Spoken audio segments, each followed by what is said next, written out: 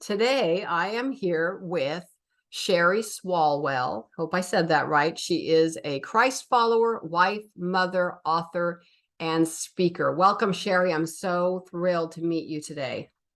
I am so glad to be here. I have been so excited thinking about this day and thinking about getting to talk to you and meet you. I absolutely love your books. I Oh, love the books that you write. And so the fact that I get to sit down and talk to you for a half an hour is just it's the favorite part of my day today. oh, how sweet are you? Well, you do quite a bit of writing on your own. So let's talk a little bit about there's a lot about Cheri that I learned when I jumped onto her website. So I want to share. Every author I've spoken to has such a different way about them. They have things that are key in their lives, or their writing schedule's a little different, or maybe they have some quirky habits. So I just want to jump in. One things I want to talk about, because I think this is important, is your Jesus in the everyday. Can you talk a little bit about what that is and how people can find out more? Oh, absolutely. So this is a membership. I asked God when COVID first started, and I said, God, we all have a part to play. And what's my part? What do you want me to do? Well, through probably the last 10 years or so, God has really showed me that one of the gifts that He's given me is encourager.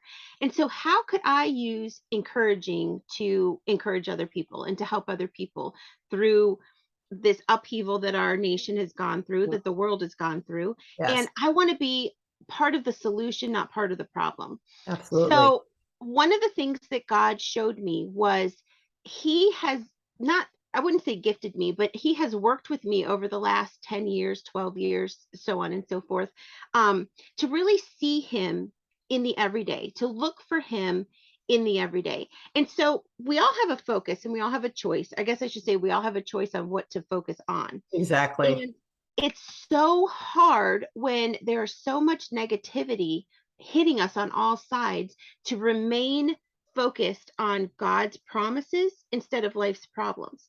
And so, one of the ways that God has given me to give back to others or to help others through that is to help start your day with the focus on God. So, how can we see Jesus in our everyday? One of the things, one of the main parts about that was when our kids were little and we would wait outside for the school bus. It was early enough in the morning that we would see Jesus beams or sunbeams. And so we always called them Jesus hugs. And it was just Oh, a nice reminder for me every morning to be looking for Jesus all day long. And so that's kind of where the Jesus in the everyday title came from. mhm. The sunbeams are part of the whole core thing to just remind us to look for Jesus in the everyday. So 365 days a yeah, 300. So every day of the year, you will get some form of inspiration or encouragement to help you focus on God. And it takes 5 to 10 minutes because I know in this world and in this busyness, we don't have a lot of time. Right. People are blasted and bombarded with stuff constantly. And so the key was not to give more, not to put more on you, but the key was to encourage you and to help build you up in God, to give you that reminder that He's with us all the time. So Monday through Friday, you get a prayer and a song to help start your day. Saturdays, you'll get a little inspirational blog. It takes literally like 3 to 5 minutes to read. Tuesdays, you also can head over and look at the YouTube. There's a 5 minute inspiration or encouragement on the Jesus in the Everyday YouTube channel. Wednesdays, we have a podcast, the Cheer Up podcast. You don't have to be a member to see the Cheer Up podcast or for the YouTube videos. But those are just an extra bonus that I give you right in your email so you don't have to go looking for them. Mm. Um, and then Sundays, you get a hymn. And there's just nothing like there's a lot of churches nowadays that don't even play hymns anymore. And I grew up Baptist, so I grew up listening to hymns. And there's just something about hymns that just kind of prepare you for however you worship God on Sundays or Saturdays if you worship on Saturdays. But anyway, so that's kind of the main thing. But then I also wanted to give people bonuses. So I have 10-day devotionals that are exclusive to the Jesus in the Everyday membership. So at the beginning of the month, you get a 10-day devotional as well. That's included in your membership. The membership is only $9.99 a month.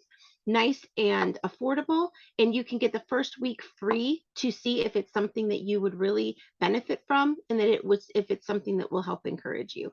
So yeah, that was my way of learning how to give back, and my part to play in helping people stay focused on God's promises instead of focusing on life's problems, because you don't have to look very far to see life's problems, but sometimes we have to make the effort to focus on God's promises.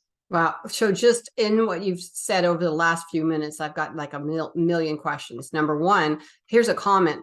The thing about hymns, we also are in a Southern Baptist church here, and there are a lot of hymns. The thing that I've heard somebody say about hymns are that the contemporary Christian music, the focus is on us, what Yeah. we got, what we have, what God did for us, which is good. But the hymns, the focus is on the Lord. Yes. So it's coming from a different perspective, and I think we are all tend to be a little self-centered, so we like to hear about what God has done for us. But the idea is that we're supposed to be glorifying Him. Yes. Yes. And Yes. the other thing is, oh my gosh, I know you write. We'll talk about your books. I have to tell you, because I write full time. I do a blog every week. I'm trying to keep up with things. How do you do all of this every single week? And I know you told me you also have other jobs that you do that outside of the home. Is that true? Well, yeah, I work from the house, thankfully. Oh, good. I'm a Okay. work from home person, but yes, I have three part-time jobs. So I work for a marketing agency. You'd think I'd be really good at marketing, but I'm not. Yeah. Well, I don't work on that aspect of it. I work in the book proposal section. So I work for a marketing agency. I also work for an evangelist. I do his itinerary. And then I work for a Christian author, both in her book part and then also with her podcast part. So yes, it keeps me busy. And I all I need can you on my street team, Cheri. and seriously, it's only God. Like he's the only one that he's the and to be honest with you, Jennifer, I never wanted to be a writer. I always tell people that when I was in 12th grade, well, first off, my mom was a reading recovery specialist. So you would think that I would have been really, really good at English. But when I was in 12th grade, I had to be tutored by my English teacher, and I actually got the award for most improved in English. Really? I never wanted to be a writer. That was never on my list. I actually studied psychology. I was going Oh, to I be a did child too. psychologist. I was going to be a child psychologist. That was going to be but actually, my dream has always been to be a stay at home mom. I've always just wanted to be a wife and mother. And God gifted me. I worked in foster care and adoption when our first two children were born, and then God allowed me the privilege to work from home. I was a daycare provider, and then I became a medical transcriptionist, and I did that for 10 years. And as I was doing that, we actually lost a baby. We had a Oh, miscarriage. I'm sorry. And oh, thank you. And so then that actually was the turning point for me that summer when I was grieving. I remember saying to God, I'm like, I need a book that speaks to me and gives me hope. I need a book that will bring me hope, that I will smile again. And I couldn't find it. I found this one book. It was a compilation. There was like 20 stories in it, and they left me angry and sad. It was a Hmm. secular book, and there was so much swearing in it and just so much anger. It wasn't even the swearing that bothered me so much, but the anger, so much anger.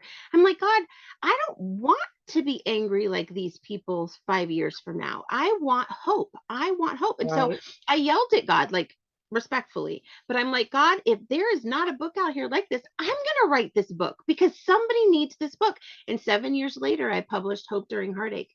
Wow. And it was And that what year was that? Hope During Heartache. 2014. Okay. Yep. And and so yeah, so God took my anger and he took my words and he said, okay, Cheri, we're going to do something with this. So I've always told stories in my head, and I've always been an avid, voracious reader. Um, but I never really wanted, and I always kept a diary, but I never wanted to be a writer ever. Hmm. And it fills me up. Like it is exactly where God wanted me to be. And I'll tell you what, fiction, like I love writing not. So I sit here and say, oh, I love fiction. And then I'm like, oh, but wait, I really love nonfiction too. Like I just love sharing God with anybody that will listen in whatever avenue that they want to hear it. So whether I'm sharing about God and his truths in a fiction book, where I get to twist the characters and turn them how I want to, or Yeah. whether I'm sharing real life and what has really happened to us in the way that God has answered prayers. Honestly, that is just what brings me joy. I love sharing about God. Wow. And The there's passion is nothing, obvious. Your passion is obvious. well, there's nothing that makes me happier, honestly. I So, believe you. I do. So, so let's talk a little bit. So you do have, we're going to get to your books in a minute, but I want to know, you said you're not a marketer, but, not really. and you're independently published, Yes. which usually requires a lot of marketing. Yes. And you have a family, you've got 3 kids, you have got so much going on, Cheri. It boggles the mind. Where do you even find time to write? What is your typical day look like for you? Well, Mondays and Wednesdays are, well, Monday, Tuesday, Wednesday are devoted to my other jobs. So I really don't get much of my own stuff in during those times at all. I was working so much even at night that I was burning myself out. This last summer was really rough. Like I really just crashed physically, mentally, spiritually. My creativity was gone.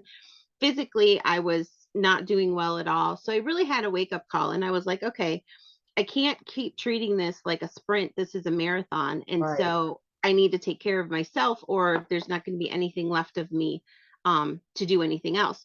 So I try typically to only work Tuesday nights. Otherwise, it's Monday through Friday. Thursdays and Fridays, I try to keep for my own stuff. So we tape the podcast on Thursdays. I I have fiction Friday is what I call it. So I try to do fiction on Fridays. Well, this summer I just kind of put it all on hold. Like I said, I wasn't feeling well. I had some health issues that I needed to deal with, and I had a child who was going off to college, another one that was transitioning home, another one that was transitioning into teenagehood. And God just said, you know what, Cheri, it'll still be there in the fall, but your kids won't. You need to Right. make the memories and you need to focus on them. And it was the best summer. It was wonderful. Like we didn't even do anything fantastic, but just I hope anyway that they see. I've always told them, and that's why on my website it says Christ follower, wife, mother, writer, speaker, and I really should put podcaster in there also.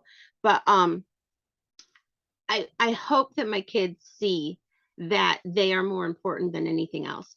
And if you read my fiction or when you read my fiction, our family life is sprinkled throughout it in the Right. whole way. And my kids help me write it. It's so funny because I'll be like, okay, I need a boy name and it needs to start with an A. And they're like, why an A? I'm like, I don't know, because I have too many of the other Letters in the alphabet. yes. So I need an A name. And it's really fun. I can just see so much of my kids in the books. In fact, Journey Back Home, which is the second book in the Redemption of Green Pine series, it was going to be a standalone. And I wrote it in 4 months. I wrote it in 2011 and I wrote it in 4 months. It was so fast because God just downloaded it to me. And it didn't get published though for like another 10 years or so. It took a Wow. long time before it was published. And so my kids were so much older. And so when I wrote the other ones, I was writing my kids' character traits in the other books too, because I was writing about older people. And it was so neat to see how they had grown. But yet it's so neat to read and to go back and read them and be like, oh, yeah, we did do that. Oh, yeah, they were like that. It was really kind of neat. Yeah, I did that in my second book, Illusions. Um, the teenage boy in there was pretty much my son, so it's just an interesting thing to go back, and my kids, especially when they read it, my son is like, was I really like that? It's like, yeah, you really were. So it's a fun thing. So wow, so you've got a lot going on, and being independently published, do you have editors? Do you have somebody who designs your covers for you, or do you do everything yourself? Yes, I do have a lot of help, thankfully. There's no way I would be able to do it all. So I actually was I was going to be traditionally published with a company, and I was really excited about it for my fiction. And then for reasons that had nothing to do with my books, it didn't work out after all. But they had already redone the covers for me, so I ended up going with their new covers, and I'm really, really excited about that. And I can show you those in a minute when we start to talk about them. But yeah, I've had some amazing cover designers. And now I'm actually getting help with the back cover blurbs too, just to make sure that because like when you're so focused and when you're so involved yourself, and it may not necessarily, like for me, back cover blurbs, those types of things are not necessarily my forte. Right. So I will There's take all the help there's I an can art. get. There is an art to it. There really is. There's an There art really to is. it. Yeah, and I know that so we'll put in the show notes your website so people can go and find, because all your books are on there and your books are available on Amazon. Yes. And so And they're you also in the Kindle Unlimited. So if I people are saw that, subscribers to that, then which they can I read them am. quote unquote for free. Yeah. Well, pretty much it's to me that's like the best $10 I spend a month. Exactly. So we have it's redemption of the Green Pines series, and Green Pines is a fictional Yes. town in which state? Michigan. Michigan. And you're a Midwest girl, so Yes. you know what you're talking about the Midwest. So so you have the first one is Adventure's Invitation, and that came out in July of 2020, Yes. if my information is correct. And that's book one. And let's talk a little bit about that, because and you have book two is Journey Back Home, that came out in November of 20, which was only a few months later. And Yes. then Road to Freedom came out in October of 21. Trail to Forgiveness was March of 21. Yes. And you have one more book you're hoping to, well, not just one more, but your sixth book in the series you're hoping to have out maybe in October is called Path to Grace. Yes, actually that's the fifth book. And then I'm Oh, currently I can't so count. so as soon as that one's published, I actually started writing the last one in the series, which is number 6, and that is I think the title is going to be Redemption Full Circle, and that one's going to bring all the characters back around and not necessarily tie it up in a pretty bow, because life is not always tied up in a pretty bow, No. but it will show how God redeems, how God restores, how God renews, and how the power of prayer. Now, So should these be read in order? I think they should be, to be honest with you. Some people say they can read them as standalones, but I think you get more out of it if you read them as a series. Because your character, it's like a family, like a saga Correct. kind of thing. So it kind of reminds me of Karen Kingsbury's work, Yes. like the Baxter family or something like that. So Yes. in order to get the full flavor of it, you want to start with book number one. Yes. And Okay. actually, so Journey Back Home was book number 1. It was the story of Jason Simone and their 4 children. And when I finished writing that one, there's a character in there named Holly. And I don't know, God just showed me there was more to Holly's story than what met the eye. And Okay. she needed to be talked about, and her story needed to be shared first in order to understand her role in book 2. And so that's how Okay. Adventure's Invitation came about. And this one takes place in Parrottville, Indiana, again another fictional town. Don't know where I came up with Parrottville, but anyway, Parrottville. It's And interesting. Go ahead. I'm sorry. I apologize. oh no, that's okay. I just find it interesting. That is the upside to independently publishing, is that you have control over that, Yes. which is Yes. nice. Yeah. Which is Well, nice. Nice covers. oh, thank you. Yeah, the people who gifted them to me, I actually got these on my birthday. Oh, I really? Yeah. It was happy birthday, and I was like, wow, thank you so much. I agree. I think that the covers are amazing. And it was funny because I was driving my kids to the dentist and I was starting to write Holly's story, and I'm like, okay, Holly, who is she? What are her parents like? Does she have any siblings? And it was just really kind of fun because my poor kids, they were, singing to the radio and talking among themselves, and I'm sitting in here, or I'm driving behind the wheel, and I'm like, okay, figuring out who her parents were and who she was as a person. And I used to, and I hate to admit this, but I used to apologize for book 1. I used to be like, oh, it's just the prequel. Oh, it's not as good as the rest. But you know what? Oh, It really is, because there's so much depth to it. Some people Well, actually, a lot of the feedback that I've heard, people really like it. And I don't want to tell too much, but Holly had a tragedy happen to her. So she was one of those people, 19 years old, in college, done everything that God told her to do, did everything according to God's will, listened to her parents, blah, blah, blah, had her whole life planned out. And then this tragedy happened and her life just kind of froze. And some people, some readers say that they really don't like that because it's as though, there's no action and nothing's happening. But that's not true. The fact that her life stopped and everybody else's life continued is the point of the book. How Right. many times have we had tragedy in life where we freeze, where we can't move further, where it takes us a little while to heal, where we have to, you know, kind of like go through that process with God and say, okay, this is not the way that I thought life was supposed to be. I did everything you told me to, God, and yet still, you didn't give me what I thought. Aren't you that genie in the bottle that I do X, Mhm. Y, and Z and you give me Right. A, B, and C? And it doesn't work out that way. And Yeah. that's Holly's story. And so, because of what she experienced and how she was able to move to the other side and stay connected to God and actually be more connected to God, then that is why she was able to do what she did in Journey Back Home with Jace and his children. And everybody interprets it wrongly. They misinterpret her intentions. They misinterpret um her actions because they're coming at it from a perspective of evil intent, and she really has their best interest at heart because she walked that road before they did. Gotcha. Well, that'll be interesting. I'm gonna definitely put those on my Kindle Unlimited and get started on those. So Adventures Invitation. Interesting how that is a little twist. It wasn't originally the first, but now I'm excited to read about Holly and see what's going on with that. Um, so we talked about marketing. We didn't talk about marketing. We kind of slid right past that because you've already told me you are not a marketer. I have a very hard time with marketing and I don't know why. Well, I told you earlier that I absolutely love sharing God and sharing everything about him with other people.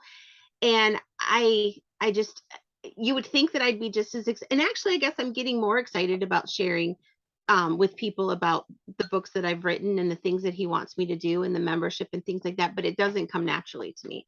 I'm much more comfortable sharing about other people's work Yeah. than I am Oh, about my own. I hear that, but for me too, the marketing, I don't, this is going to sound very odd coming from a writer, but I don't feel very creative. And Exactly. is that weird? And so you see these people that come up, like my publisher said, "Oh, Jennifer, you need to start doing reels." And I'm like, who wants to watch this life? I mean, who wants to see my day-to-day whatever? But I told my husband we don't go anywhere, we don't do much. I mean, we're very much homebodies. And when I'm out doing something, I don't think to pull my phone out and start recording it. It's just Right. not natural to me. Where I know other people are constantly taking pictures or they're doing it, it's change of mindset, Yes. because really the marketing isn't only talking about your book, Cheri, from what my publisher says, is people want to know you. They want to know your life. They want to know, she said, so you do a little reel with you and your husband cooking a meal, together. You do a reel of, your gardening or whatever you do. That's you. That's the real you. And that's what people want to see, the real you. So I put this really, cannot sing to save my life. And I know a lot of people that grew up in the church have phenomenal voices, but I am not one of them. And I am not a goofy person. I'm very, I'm just not. And so one of my friends said, well, you just need to break out. And we were out goofing around for dinner one evening and we were downtown Columbia, Tennessee. And there's this beautiful courthouse on the square. And she goes, you want to sing? You need to just sing. And I said, I'm not going to. She goes, come on. And she starts singing Country Road, the John Denver song. And she puts me on the steps and she says, go.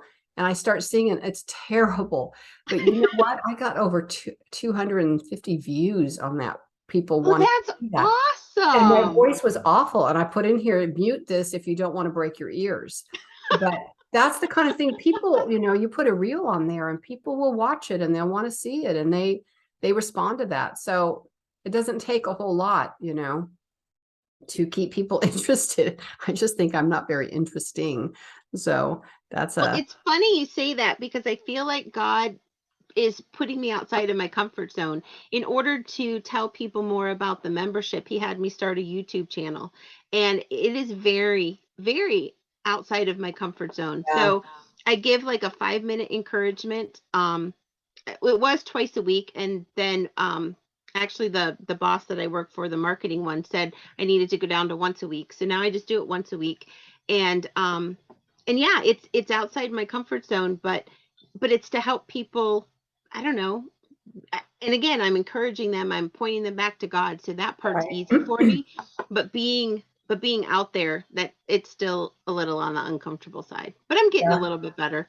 I'm like, they're not perfect, but I'm not perfect, And so I'm getting that way. When we first started doing, where I had to do videos, when I had to make announcements, and then, my husband, he's my cameraman, and I remember, stop, I messed up a word, stop, I messed this up, stop, and starting over, starting over. Now it's like one and done, whatever. yep. Let's get it out there. I don't care what I look like. I don't care that my hair is a mess. I don't care that I forgot to put makeup on. It's just one and done. And it's freeing to finally Hmm. let go of all that. You start getting a little bit older and things are sagging and you're not looking as good as you did when you were young. And that's just the way it is. Yeah. So you let go of it.